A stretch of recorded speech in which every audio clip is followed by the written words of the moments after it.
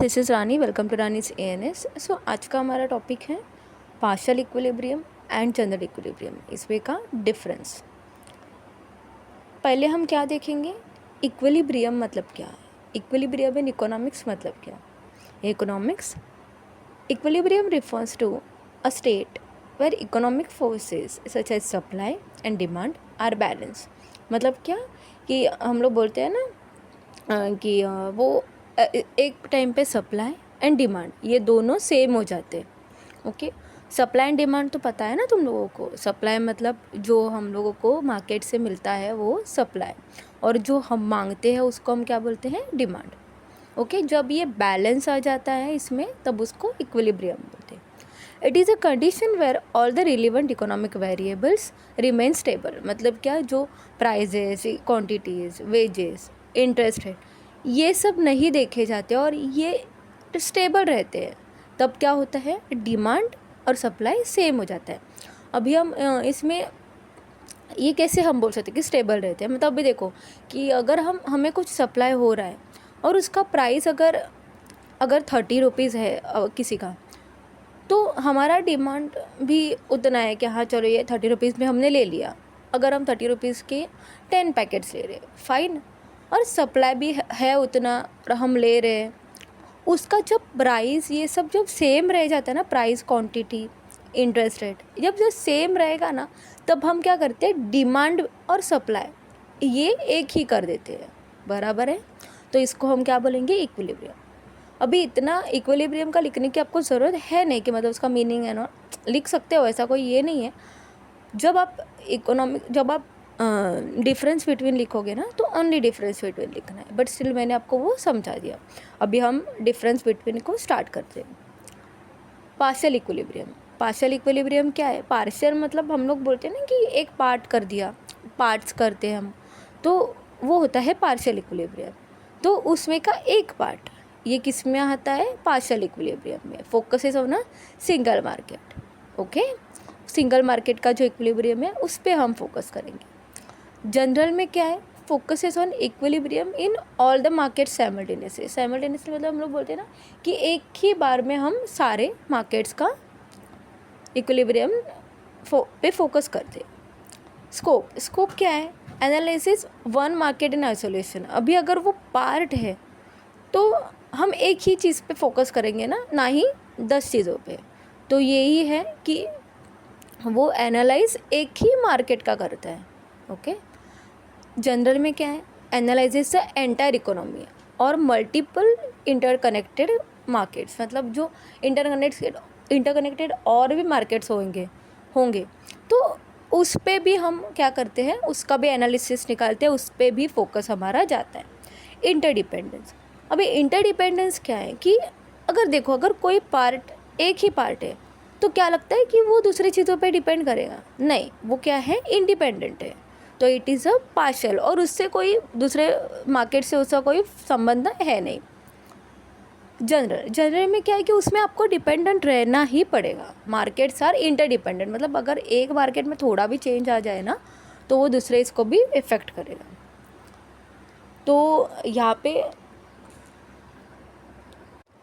इसमें हम एक ट्रांसपोर्टेशन वाला एग्जांपल भी ले सकते हैं। मतलब अगर को देखो कि एक ऐसा एनर्जी है, उसका प्राइस अगर राइज हो रहा है, ओके, या फिर द कॉस्ट ऑफ फ्यूल, उसका प्राइस अगर उसका बढ़ रहा है, तो मुझे बताओ उसका रिज़ल्ट क्या होगा।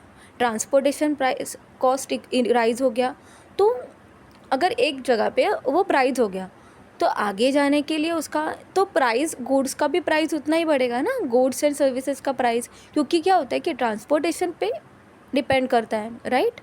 तो ये है कि तो ये एक एग्जांपल है कि भाई अगर एक मार्केट पे अगर कुछ इफ़ेक्ट हो रहा है, तो वो अगले मार्केट पे भी इफ़ेक्ट होगा। ओके, उसके बाद का हमारा पॉइंट क्या है, कॉम्प्लेक्सिटी क्या है, simple and easy to model. अभी मुझे बताओ, अगर कोई एक ही चीज़ है, एक ही मार्केट है, तो क्या आपको लगता है कि वो कॉम्प्लेक्स होगा या फिर कॉम्प्लिकेटेड होगा, नहीं यार, कुछ भी। और जनरल में क्या है कि वो ना कॉम्प्लिकेटेड है। अभी पूरे वो देश का इक्विलिब्रियम देश के जो मार्केट्स है उसका इक्विलिब्रियम निकालना है, मतलब ऑब्वियसली कॉम्प्लिकेटेड और कॉम्प्लेक्स तो होगा ही बाय डिफ़ॉल्ट। और उसमें क्या है कि बहुत सारे एडवांस टूल्स है, जैसे कि टूल्स है, ये सब हमको उसमें यूज़ करने पड़ते हैं, तो ऑब्वियसली कॉम्प्लिकेटेड तो होगा ही।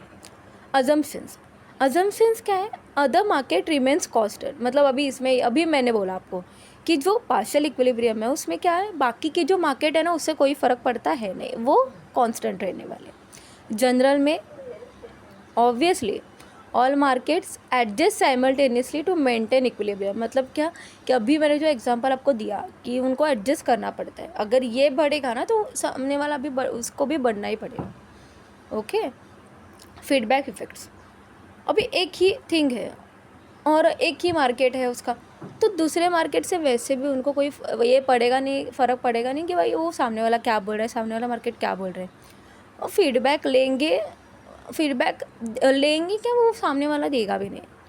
ओके, तो ये है फीडबैक इफेक्ट्स इन पार्शियल इक्विलिब्रियम। जनरल में क्या है कि अगर एक फीडबैक चेंज हुआ ना, ये इफेक्ट, अगर एक भी फीडबैक अगर उनको गलत मिला तो सामने चेंज करना पड़ेगा उनको। Okay, changes in one market have feedback effects on other market. Okay,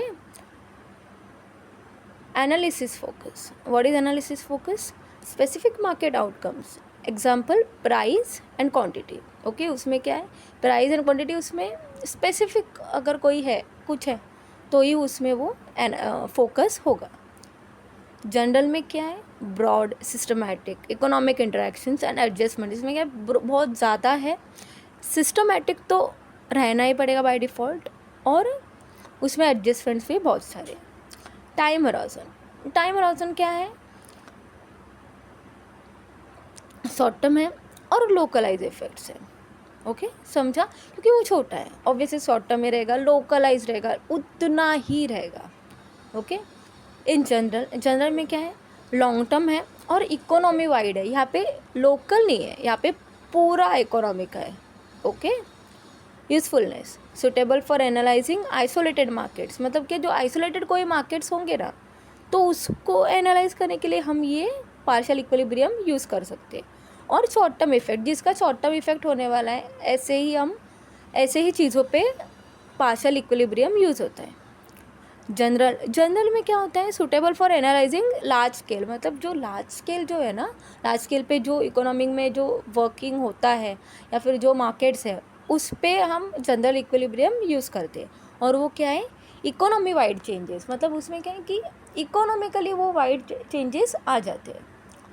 okay, तो इतने आई थिंक ये कितने पॉइंट्स,